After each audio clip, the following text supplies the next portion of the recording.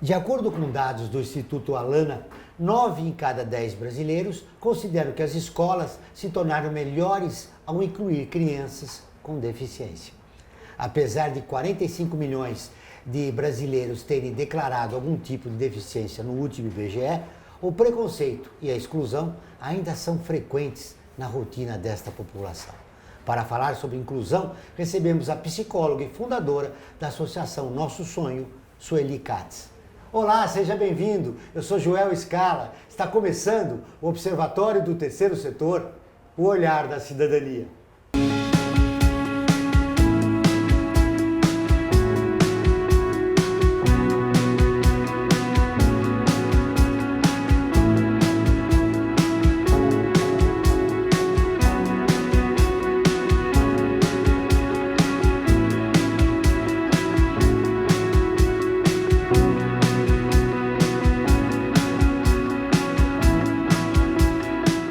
Sueli Katz criou a Associação Nosso Sonho em 2007 para prestar serviços gratuitos no setor clínico e pedagógico a pessoas com paralisia cerebral. Além disso, promover a inclusão dessas pessoas na sociedade e no mercado de trabalho. Tudo bem, Sueli? Seja bem-vinda ao Observatório. Obrigada de novo pela oportunidade. É sempre bom, muito bom estar aqui. Sueli, desde 2007, quando você criou Nosso Sonho, ainda continua a dificuldade, né, de jovens e adolescentes para ingressarem em escolas?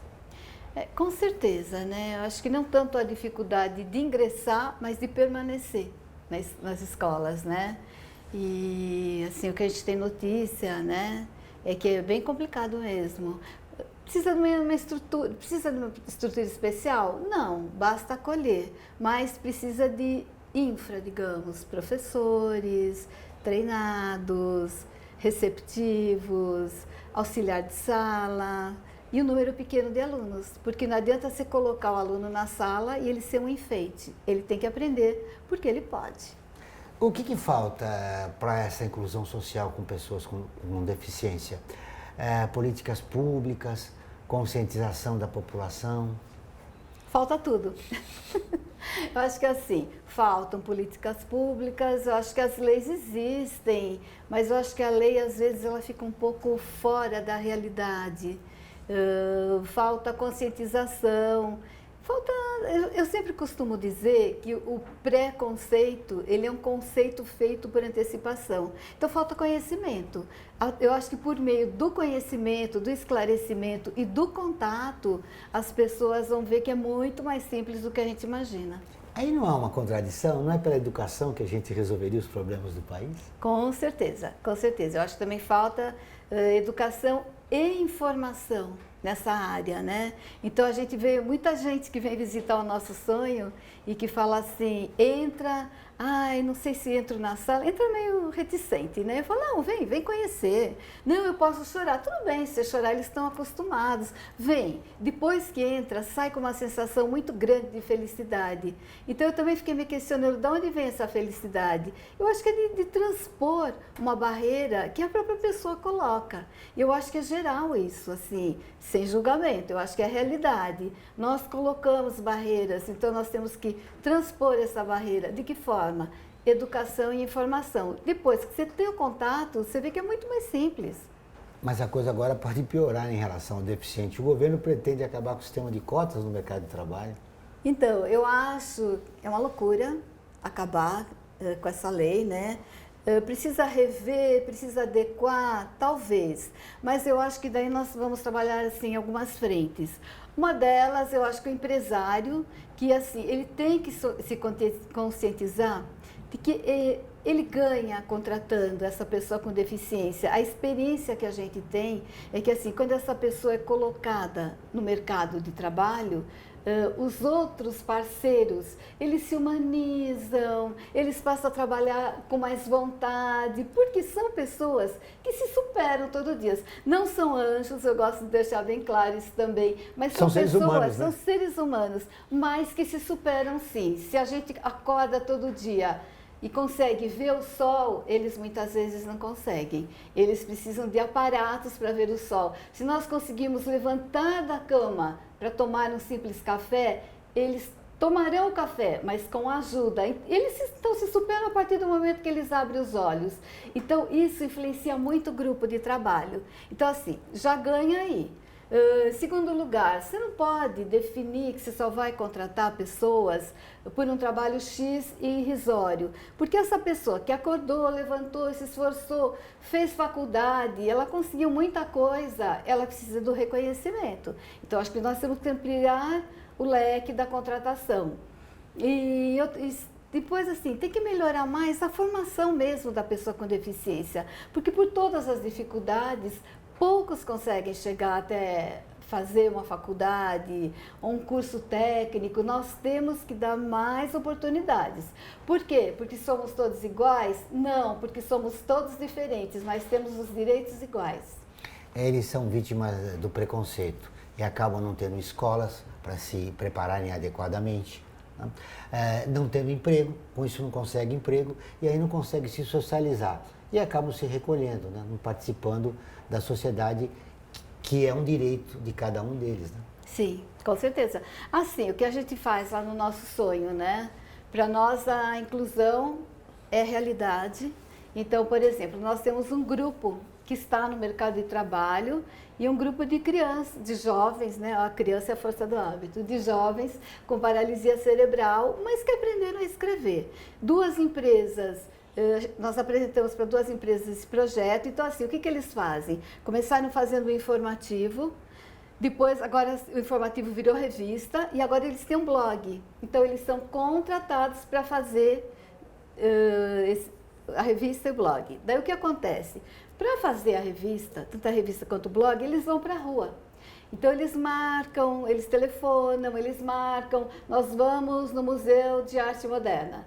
Eles marcam, eles não contam que eles têm deficiência, então eles chegando, o que é maravilhoso, né? Então, assim, a gente faz a inclusão às avessas. Ou vão em tal restaurante fazer uma matéria, eles chegando. Então, se acaba colocando a pessoa lá e a receptividade tem sido maravilhosa, incrível. A gente tem esse retorno das pessoas depois falando, nossa, eles são tão legais, eles são tão bacanas, eles são. Porque eles são pessoas como nós. São seres humanos, né, que precisam de uma oportunidade para trabalhar, para estudar. Mas eu quero fazer um convite a você. Todas as terças e quintas-feiras ao vivo, às 14 horas, tem programa de rádio Observatório do Terceiro Setor, onde recebemos especialistas que, junto com os ouvintes, debatem os principais temas da atualidade e do terceiro setor.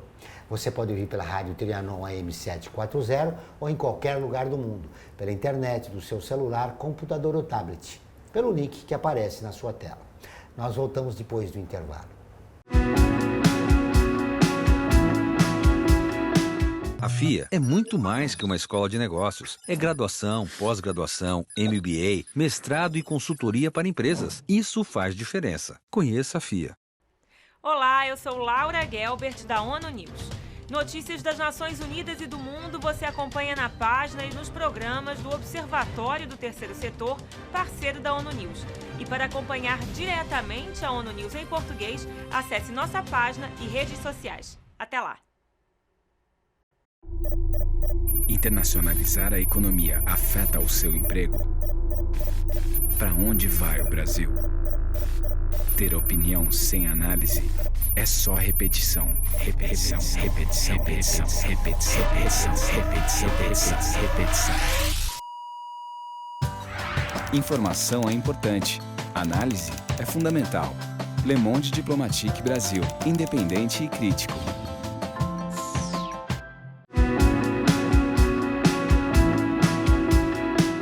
Voltamos com o Observatório do Terceiro Setor e agora vamos para o quadro Você Conhece? O padre brasileiro que foi pioneiro na telecomunicação. Suas pesquisas dariam origem ao telefone e rádio, mas ele foi desprezado e chamado de feiticeiro no país por suas pesquisas. Landel de Moura, você conhece? Roberto Landel de Moura nasceu em Porto Alegre no dia 21 de janeiro de 1861 e foi um padre católico, cientista e inventor brasileiro. Aos 16 anos, afirmou em manuscritos ter inventado o aparelho telefônico semelhante ao do norte-americano Graham Bell.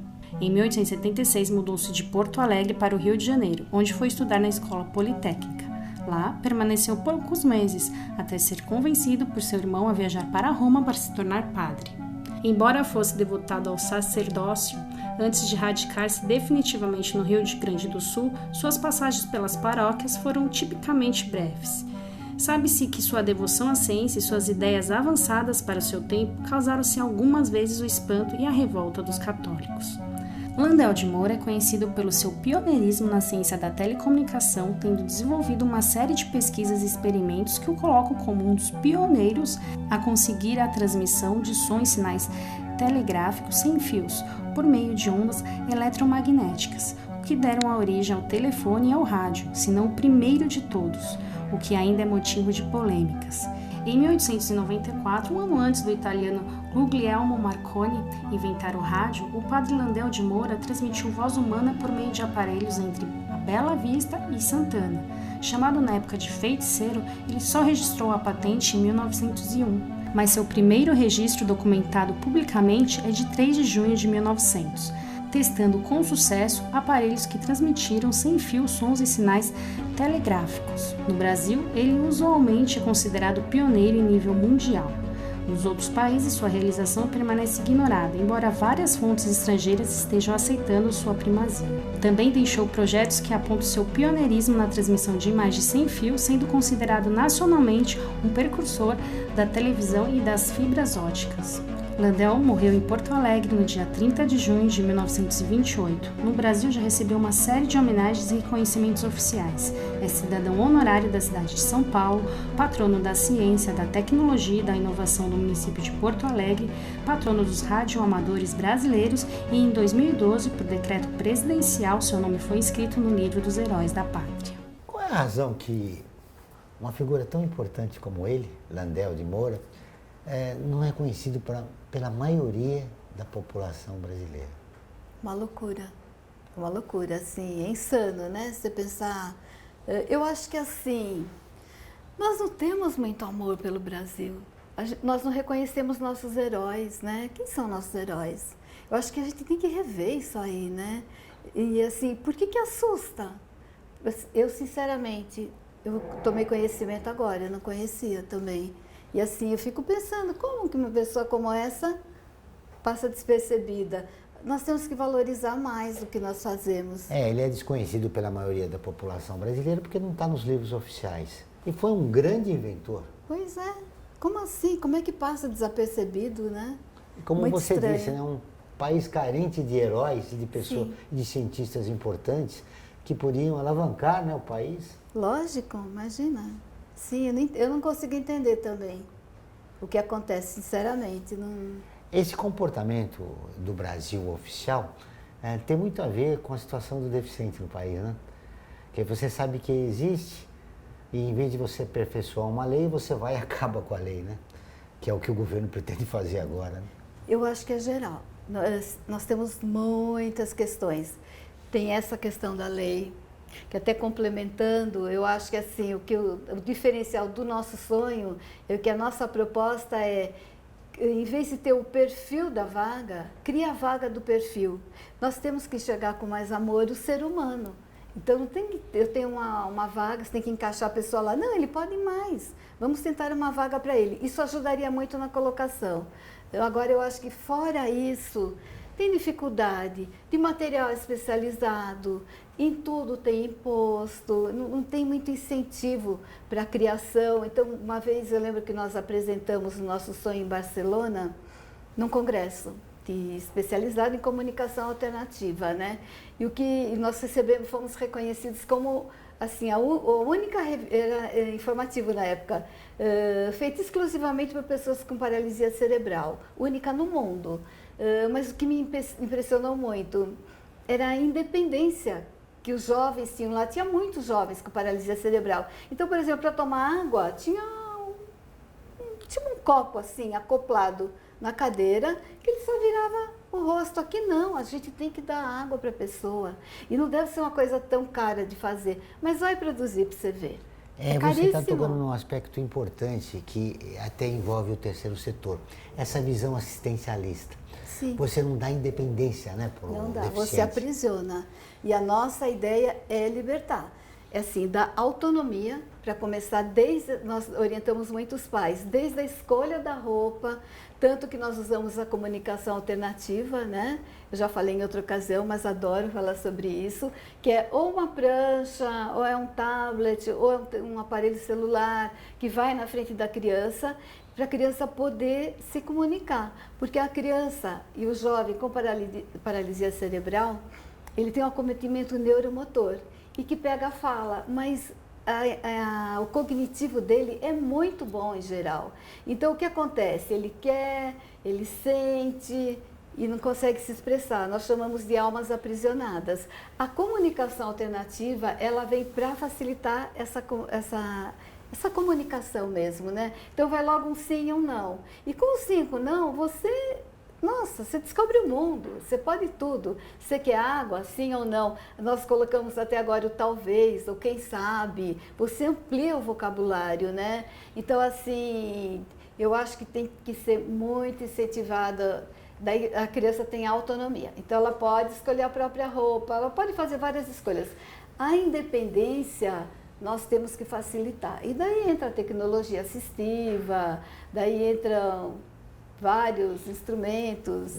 Eu tenho pouco tempo, eu preciso fechar a entrevista, mas eu queria 2 perguntas. A primeira, eu estou vendo que você tem facilidade, porque você é gestora desde 2007 do Nosso Sonho, porque você teve um filho com deficiência. Uhum. E a maioria da população não tem.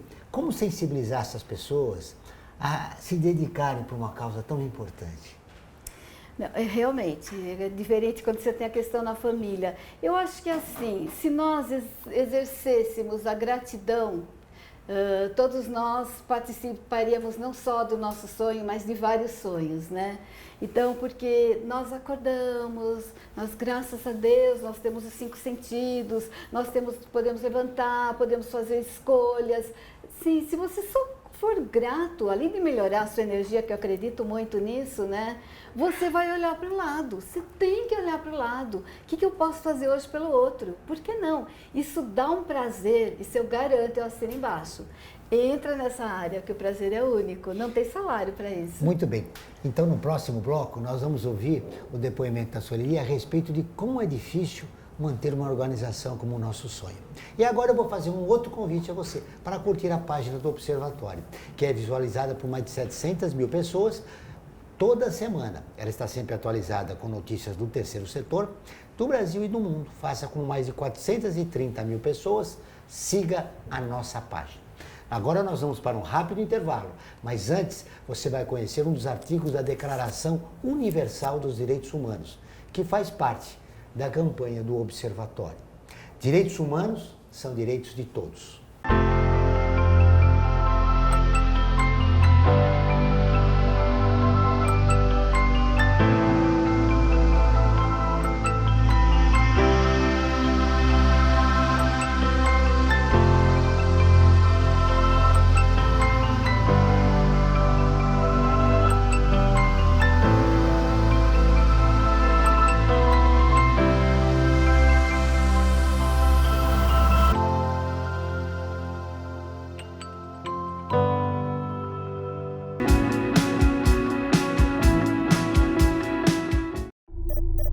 Internacionalizar a economia afeta o seu emprego?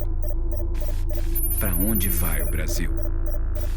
Ter opinião sem análise é só repetição, repetição, repetição, repetição, repetição, repetição, repetição, repetição, repetição.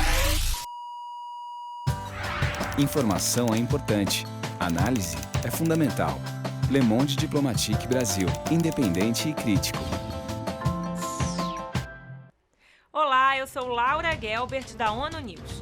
Notícias das Nações Unidas e do mundo você acompanha na página e nos programas do Observatório do Terceiro Setor, parceiro da ONU News.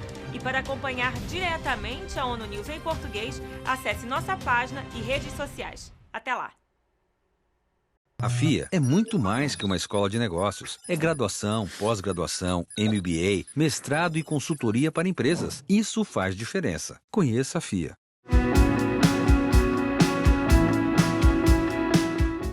Estamos de volta com o programa do Observatório do Terceiro Setor, o Olhar da Cidadania. Não esqueça, todas as quartas-feiras, às 17 horas, tem programa Olhar da Cidadania na Rádio USP, com temas da atualidade e dos direitos humanos. Anote, todas as quartas-feiras, às 17 horas, na Rádio USP, em São Paulo, 93,7, em Ribeirão Preto, 107,9 FM.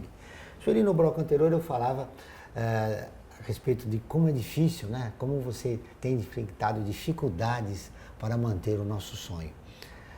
Originalmente você começou com 40 crianças, nós começamos com 9 crianças. 9, e agora nós temos 40. 40, começou com 9 e agora tem 40. E está difícil manter o trabalho. É a crise econômica do país que tem... Sim. Deixou a organização ficar nessa situação? Fragilizou bastante, porque nós sentimos que em todos os setores nós temos algumas formas de captação. Nós temos o bazar, as vendas caíram, o doador, nós sentimos que diminuiu muito o número de doadores. A crise está pegando bem a gente agora mesmo, né? Nós precisamos, inclusive, reduzir o número de funcionários, mas está indo bem, graças a Deus. Mas, assim, nós sentimos bastante a crise agora. E nós sentimos até os pais um pouco mais deprimidos. Eu acho que dificulta em qualquer área, né? O desemprego é um grande problema, né? O desemprego é um problema, assim, uma criança com paralisia cerebral, ela precisa de fralda, ela precisa de, às vezes, medicação especializada, não é tudo que você consegue pelo SUS, e às vezes quando consegue a quantidade não é adequada. Eu acho que tudo ficou muito caro, né? Então, assim, a gente sente, e a instituição em especial, eu acho que foi um ano muito difícil. Mas você ainda continua firme, né? Porque firme e forte. É aquele sonho que você se comprometeu com o teu filho, né? Que já não está mais com você. Com certeza. Eu tive privilégio de ter um filho com paralisia cerebral e aprendi muito com ele. Aprendi a enxergar seus olhos, a ouvir seus ouvidos, a sentir com o coração. A comunicação, ela é uma comunicação diferente para quem tem um filho com paralisia cerebral. E ele faleceu quando ele tinha 24 anos, eu perdi o chão, eu perdi as referências e acabei me separando. Eu tenho mais 3 filhos, graças a Deus, que me apoiam muito até hoje. E eu reencontrei um amigo de infância, assim, num desses encontros de amigo. Nós estudamos juntos desde os 8 anos e a gente se apaixonou, casou e ele perguntou qual era o meu sonho. Eu falei que o meu sonho era abrir uma instituição para crianças que ficam 3 anos esperando uma cadeira de rodas, que ficam na fila de atendimento, e eu sabia que pessoas com paralisia cerebral podiam muito mais do que o mundo estava enxergando. Que eles, assim, estava na hora da gente mudar até o termo, paralisia cerebral, porque isso não tem nada paralisado, é o corpo que não responde, mas a cabeça e a alma tá ali, inteira, né? Então, ele falou, se é seu sonho, é meu sonho também, por isso que chama Nosso Sonho, e começamos assim. Você tem, essa tua história tem ajudado muitas pessoas a se livrar do preconceito, né, em relação à pessoa deficiente? Bastante, bastante. Assim, as pessoas vão visitar, elas entram com preconceito e elas saem com conceito, porque é completamente diferente quando você tem o contato, né? É um contato maravilhoso. Você aprende direto com eles. Eles aprendem com a gente também, e você vê a evolução dessas pessoas, é uma coisa que dá muita satisfação, dá muito prazer. Às vezes a criança chega, ela nem sorri, ela não faz contato visual, e depois de um tempo de trabalho ela está ali, ela está rindo, ela está identificando os colegas. Então, assim, você aprende muito a valorizar os pequenos ganhos da vida, né? Porque a vida, ela não é feita só de troféu. Ela é feita de pequenos degraus que você vai subindo até atingir. E às vezes o mais legal nem é o troféu, o mais legal é você caminhar. Nós falamos da dificuldade do nosso sonho, mas para vocês, estão buscando alternativas, né? Sim. E você está fazendo um trabalho para conseguir doações para manter o trabalho com essas crianças e esses adolescentes. Então, assim, nós temos um bazar que funciona de segunda a sexta na sede do Nosso Sonho, e que tem roupas, perfumes, bijuterias, tem muita coisa linda, realmente linda, porque algumas empresas doam esse tipo de material para a gente, para nós transformarmos em dinheiro e essa verba manter o nosso sonho, né? Então tem esse bazar, tem um bazar grande 2 vezes por ano, que ele costuma ser em maio e em novembro. E nós aceitamos doação. Não tanto para o bazar, porque eu acho que assim, são muitas ONGs que precisam desse material, também nós temos que dividir. Mas nós precisamos de doação em dinheiro mesmo, parece até incrível. Mas é que a gente não paga aluguel de outra forma, né? O bazar ajuda, mas não complementa. Hoje nós estamos com um déficit bem grande. Eu até costumo falar, tem aquela coisa do só por hoje, é só por esse mês. E a gente está empurrando. Para mim é missão. Então, assim, eu digo que o nosso sócio é Deus, a gente apresenta o problema, ele traz a solução, mas ele deve estar bem preocupado. Muito bem. Nesse final de 2019, quem quer ajudar o nosso sonho deve fazer o quê? Então, ele pode desde acessar o nosso site. Lá tem toda a instrução como fazer doação, se quiser apadrinhar uma criança. E quando eu falo apadrinhar, não é bancar o tratamento todo, é o quanto a pessoa pode. Tudo que ela puder vai ser revertido em reabilitação para essas crianças. E tem no site, tem na nossa página do Facebook, que é a Associação Nosso Sonho. Lá também tem como entrar e doar. Clicou em doar, já vai ser encaminhado. Ou entre em contato com a gente pelo telefone 11 3564 0555 e nós damos todas as instruções. Nós temos também cartões que são os jovens que fazem, os cartões são maravilhosos, são obras únicas. Compre o cartão, porque além de estar ajudando o nosso sonho, você está reconhecendo o trabalho dessa pessoa, né? E não tem felicidade maior do que você ter o seu trabalho reconhecido. Muito bem, e para fazer tudo isso é importante também fazer uma visita, né? Com certeza, com certeza. As portas estão abertas para quem quiser vir conhecer. Venham conhecer de perto, os projetos são maravilhosos. Nós ficaríamos assim, acho que 20 horas, 24 horas, só falando do nosso sonho. Tem muito projeto bonito, desde os pequenininhos até colocação no mercado de trabalho. É um projeto mais lindo que o outro, vale a pena. Isso é uma gracinha, viu? Parabéns pelo teu trabalho. Conte sempre com o Observatório. Muito obrigada. O Observatório do Terceiro Setor fica por aqui. Esse e todos os nossos programas de TV e rádio estão no nosso portal, acessado por mais de 4,5 milhões de pessoas de 173 países. Acesse você também, observatorioterceirsetor.org.br. E nós ficamos por aqui, sempre na construção de uma sociedade mais justa, solidária, sustentável e tolerante. Até o próximo programa.